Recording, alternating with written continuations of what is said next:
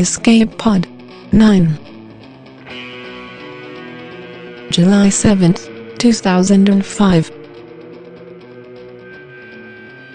Today's story, Jack, by Justin Stanchfield.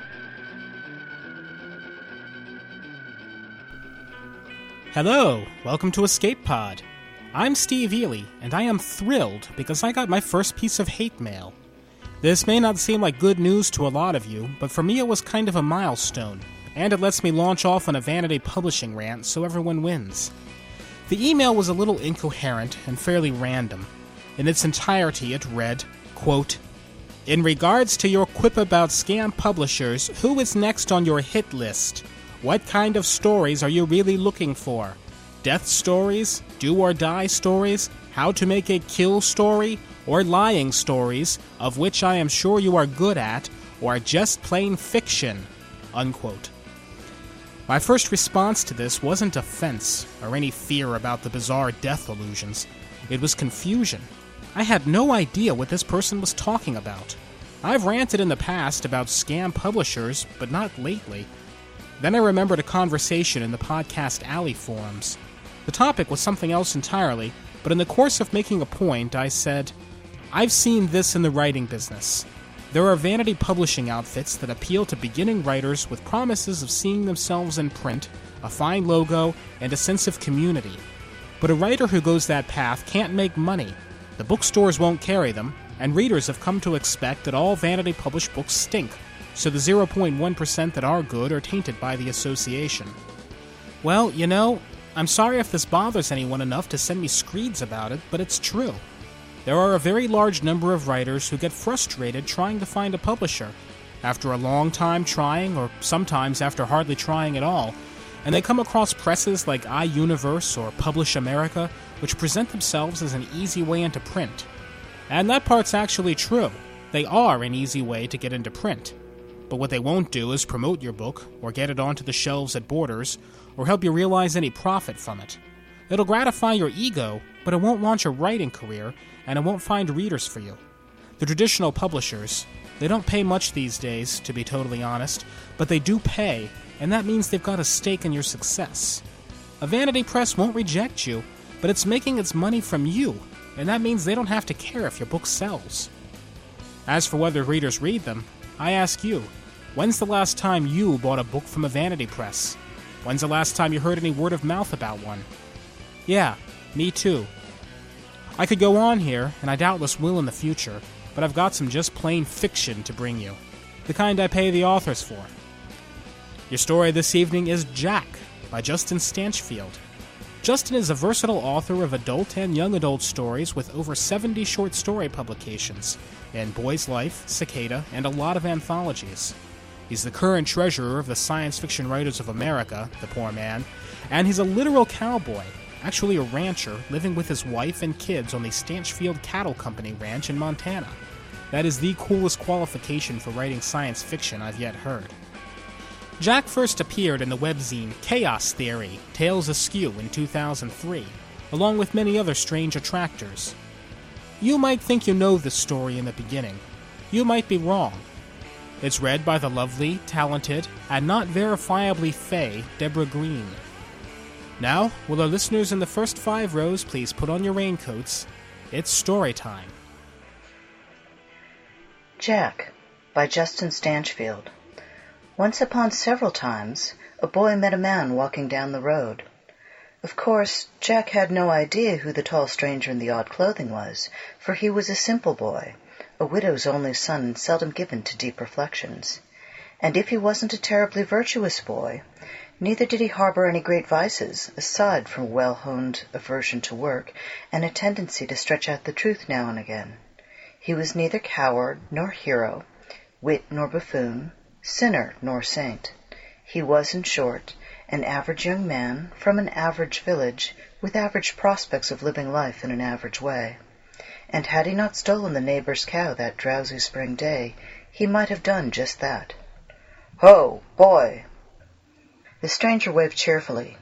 Jack clutched the rope in his hand tighter, the unruly heifer straining to break free. Against his better judgment he stopped, for in truth he was tired from the long trudge down the cart-chewed track. The animal was bulky, dragging him backwards as much as he drug her forward, as if she suspected the fate awaiting her in his mother's barn later that night, when passers-by were few and none should hear the sound of a butcher at work. So Jack waited, glad for the rest.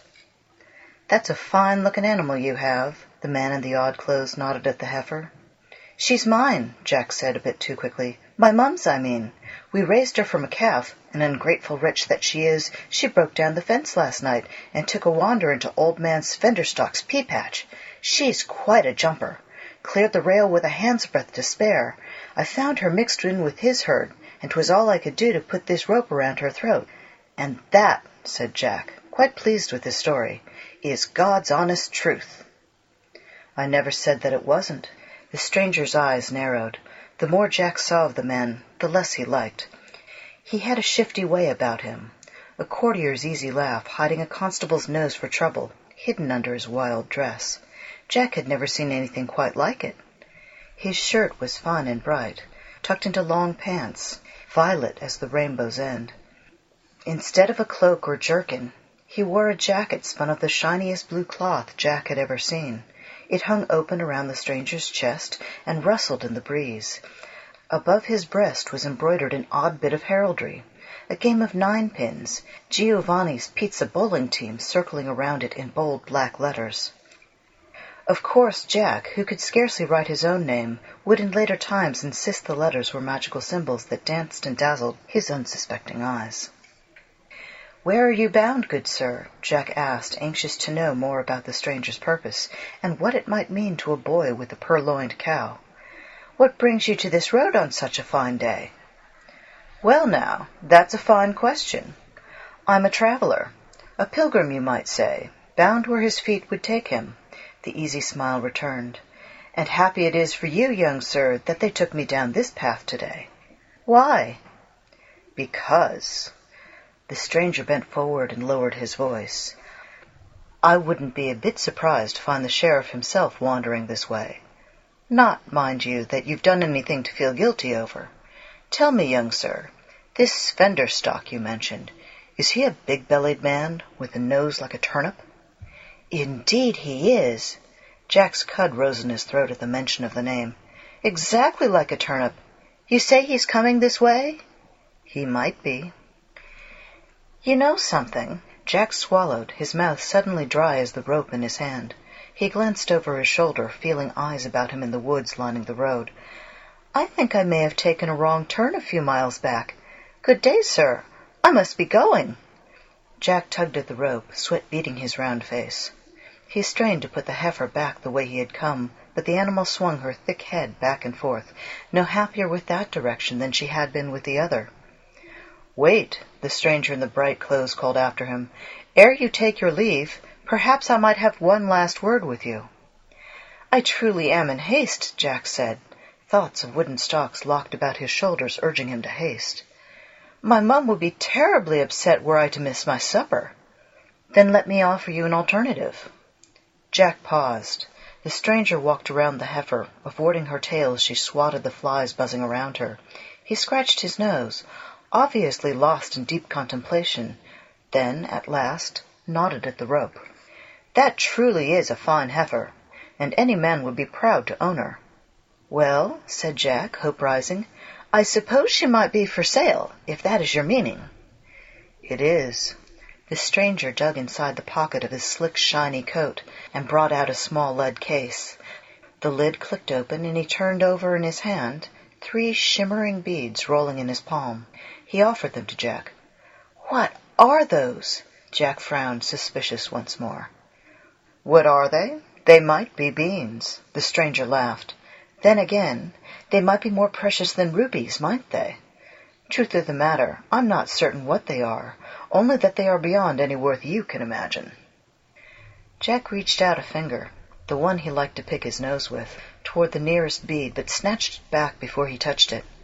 The beads seemed to glow as if the moon were trapped inside their smooth shells. Once, at a fair, he had seen a man hawking droplets of quicksilver to cure the gout and diseases of the nether regions, but these were stranger yet. Behind his back, where the stranger couldn't see, he crossed his fingers against any evil that might dwell in the merry beads, resting in the stranger's hand. "What would I do with them?" "Well," the man said in a conspiratorial tone, "were I you, I'd bury them deep and forget I ever saw them. Then again, I might keep them close at hand until the next full moon and see what fortune brings." He put the beads in the box and cocked his head to one side, listening. "Did you hear footsteps?" "Aye." Sweat oozed across Jack's lip. Imagined footsteps pounding up the narrow road even as they spoke. "Normally, kind sir, I would never part with such a fine beast for so small a price.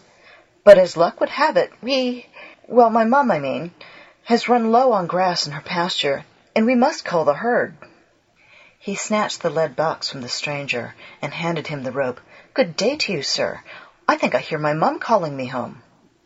Jack hurried away, anxious to distance himself from the odd stranger and the incriminating cow, jogging as much as walking until he had gone some way further up the road. It wasn't until he passed a prosperous pea patch and saw Old Man Spenderstock busy within it, hoeing chickweed, that he realized he had been swindled.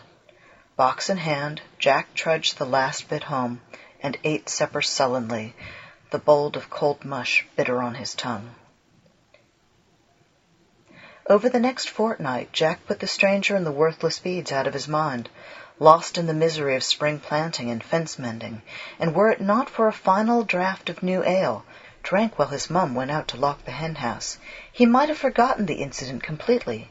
But he did drink it, and not long before midnight wandered outside their simple hut to heed his bladder's call, peeing in great relief. Moonlight chased across the farmyard, bright enough that he could have read by it had he known how, when he recalled the stranger's words about the full moon. Still smarting from being cheated, Jack steeled his nerves and headed toward the barn where he had hidden the box. Once more outside, he clicked the latch open. Moonlight kissed the beads inside, and they began to hum. Startled, Jack dropped the box. It clattered to the dusty ground, and the beads spilled out, shining bright blue and singing the sweetest song he had ever heard. No angel had ever sung such music. It filled his mind, a rapture more intoxicating than hard cider. Normally a cautious sort, Jack forgot all about his fear and knelt down by the shimmering pearls, lost in the melody. How long he sat entranced he would never know, but the moonlight grew stronger, the shadows sharp against the ground. Somewhere in his drowsy mind, Jack realized it wasn't the moon he saw, but a glowing wheel drifting toward the barn, its hum joining the bead song, an ethereal symphony spreading across the quiet farm. Soft hands closed around Jack's shoulders and helped him to his feet, strange figures leading him toward the wheel. He stood beneath it, bathed in the lovely blue light, certain he was dreaming a fun and lovely dream. His hair rippled and he laughed as his feet rose from the ground. Slowly he drifted inside the floating wheel. More of the figures met him inside and took him down a long hall, the walls silvered like the beads, more wondrous than anything he had ever known. "All this," Jack muttered, "for a stolen cow." Many hours later Jack awoke, strapped to a hard bed, his body unable to move. The music was gone, but the small figures remained, darting about the circular room, chattering amongst themselves in their bird-like speech, pointing now and then at Jack as he lay helpless upon the table. Some, bolder than the rest, leaned over him, squinting in the brightness, poking and prodding his undefended flesh. Jack would have happily strangled any one of them, but would have been happier still to run from the room and never look back. The tiny figures frightened him. Their eyes were large and black, their skin pale as the mushrooms his mum plucked beneath the sheep's pens. Tried as he might, he couldn't move, couldn't so much as twitch a toe. At length, a woman with long silvery hair entered the room and stared down at poor hapless Jack. She spoke a moment with the dark-eyed fairies, and they, reluctantly, left the room. At once Jack could speak, though his hands and legs remained bound to the hard cot. "What is your name?" the woman asked, her voice not unfriendly. "Jack," he replied. "They call me Jack across the creek, and sometimes Jack the cobbler's son, though my father was a farmer, I think. Might I take my leave now, kind lady?" "How did you come to have the locators?" "The what?" The word meant nothing to Jack, but being somewhat more clever than most, decided she could only mean the strange singing beads. If by chance you mean those shiny bits of glass, I found them in our barn." "Found them?" she asked doubtfully. "Found them, nay." Jack laughed, nervous under her gaze. "I meant that I was given them by a grateful passer-by whose life I saved." The woman's thin eyebrows arched in curiosity. Emboldened, Jack spun more upon his tale, anxious to please. "'Twas a fortnight ago when I crossed a maiden. I did mention it was a maiden, didn't I? Crying along the market road. Well, I says to myself, there is a girl who needs help." The woman waited for him to continue. "I asked what was the matter, and she told me she was being chased by a brigand. Said he was huge, well nigh a giant. 7, maybe 8 hands above the tallest horse's back he stood, with tusks instead of teeth. Said he was either going to marry her or have her for dinner, and she wasn't sure which fate was worse. Said he was coming this very moment, and she had nowhere left to run." "You must have been terribly frightened." "In truth I was, ma'am. But my mum raised me well, so I says to the girl, 'Don't fret. Giant or not, I won't let him harm a hair on your head.'" "So you fought this giant?"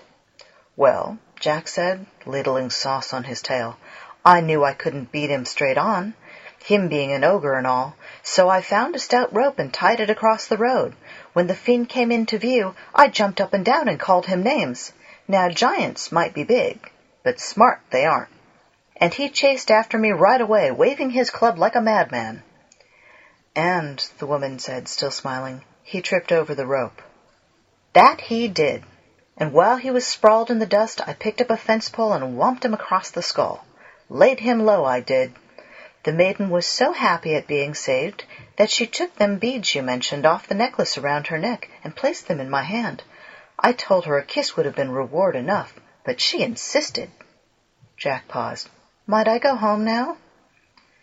"Alas," the woman said, her smile fading at last. She leaned over and released the unseen bonds that held him to the table. "Nothing would make me happier than to set you free, Jack the cobbler's son. But you see we are aboard a ship, and many years lay between your now and your then." "Years, ma'am?" "It's a bit hard to explain. She helped me rise. Some ships move across the sea, back and forth as the wind takes them, yes?" Jack nodded, trying to follow her odd speech. "But our ship moves not back and forth, but between now and then, and like a ship on the water we move where the winds take us as well. We use those," she nodded at the beads nestled in the open box, "as signposts to mark our way. Had you not exposed the locators to moonlight, we would never have found you." A look of immense sadness crossed her elfin face. "More the pity for you." "I can't go home?" Jack sank back to the narrow table, his breath all but gone. "No." The woman with the silvery hair patted him on the shoulder. "But don't worry. I feel safer already having such a famous giant killer aboard. I'm sure we'll be able to find some work for you to do." Time stretched out as it will, days into weeks, and weeks into years. Of work Jack had much, for the woman, good to her word, found him much to stay busy, carting the boxes and barrelfuls of goods they had found at each stop. Poor Jack, being at their mercy, labored long, and only complained a little, though the woman and her crew chided him often enough for his laziness. And while he saw many strange and glorious sights, he longed for home, and an end to his unceasing toils aboard the sky ship. Of work he had much, of hope he had little. Once, while the ship made port above the deepest, greenest jungle Jack had ever seen, he slipped away, but to his dismay found the people there would as soon cut out his heart as welcome him. Another time he threw himself through an open hatch onto a great sheet of ice, desolate and forbidding, and he would have been devoured by a striped cat with fangs the size of daggers, had not the silver-haired woman swooped him back aboard the ship. It was many months after that before Jack was allowed anywhere near a door. On they traveled, while Jack toiled, hour after hour, year after year. Until one day, exhausted by his tasks, Jack paused for a drink of water, ale being scarce aboard. But the more he drank, the more he thought about how pleasant a draught of good spring ale would be. Finally, disgusted with nothing but bread and water for all the work he did, Jack hurled the cup from his hand. It struck a shelf with lights and levers which served as the strange craft's rudder. Sparks flickered from wall to wall as the water seeped into the delicate machinery. The skyship shuddered, dipping and wheeling like a blind duck. Jack screamed, his voice lost in the thunder of the fallen craft. He clutched a chair, certain he would meet his doom. But to his amazement the ship heeled hard to port, then righted itself a hand's breadth above the earth. Daring his good fortune, Jack glanced out one of the small windows at the most welcome of sights. Though the view was blocked by a tangle of oak branches knocked down by the skyship's rough passage, Jack knew beyond a doubt he was home. Heart-pounding, he crept toward the door, not believing his luck, praying the silver-haired woman and her crew didn't spot him. The door opened wide, and the sweet scent of forests and hog pens beyond beckoned to him. It had been many years since he had smelled such perfume. So many, in fact, he realized that he no longer looked the slightest bit like the boy who had foolishly opened the lead box to the moon so long ago. Nor, he decided, would the clothes he wore be fit for a homecoming. The thin, clinging garments were far too revealing in this more gentle time. For a moment Jack despaired until he remembered the chests full of costumes collected through their voyages. He darted to the side room and quickly changed, choosing only the choicest items, bright purple pants and a shiny jacket. Jack peered around the corner, so nervous he could scarcely breathe, but the silver-haired woman and her pale crew were still busy arguing over what had brought their magical ship crashing to the ground. Jack saw his chance, and with a long breath darted across the hall. At the door he paused once more, for though freedom beckoned, he would leave poor as a church mouse, were he not to take some treasure from the woman and her merciless minions. His eyes darted around the chamber, but settled on little worth taking, for though the sky people took much, they took little in the way of gold and jewels. In fact, within the entire chamber the only things worth taking were more of the moonstone beads resting in their plain lead boxes. Jack squared his shoulders and grabbed the nearest box. "They owe me," he reasoned, as he stuffed the box in the pocket of his shiny coat. "Besides, they must be worth something to these rubes in these parts. After all, didn't I trade a perfectly good cow for ones just like them?" And with that he dove through the door. Over his shoulders he heard one of the tiny black-eyed crew whistle in alarm, but the silver-haired woman simply shouted, "Good riddance to that lazy lout, I say! Forget about him. We have a ship to fix before the locals arrive." Jack ran and ran, and ran some more until he saw the skyship rise above the trees and soar away. He stood watching it, panting but free, then wandered on down the road, quite pleased with himself. "Now, Jack, old son," he said aloud, "all I need is to find a way to turn 3 worthless beads into food and a draught or 2 of ale, and I will be content." Further down the road, where the trees met the meadow, he saw a lone figure, a boy of 12 or 13, dragging an unruly cow by the rope. Jack patted the box within his pockets, thoughts of cold ale deep in his mind. He picked up his pace and waved at the simpleton. "Ho, boy," he said, "that's a fine-looking animal you have." And that was the end and the beginning of our story. Thanks again to Deborah Green for reading.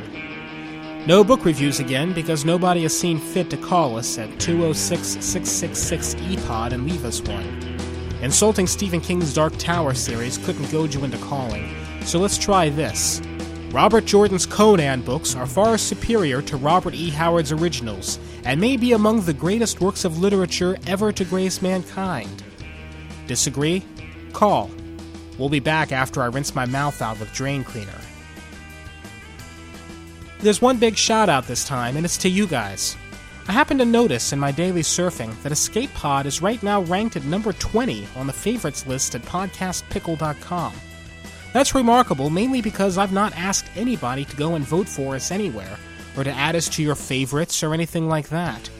See, it's my personal philosophy that if you have to hassle your listeners to go and say they like you on another website, it's only half praise. So I don't ask for votes, but I do believe in expressing appreciation.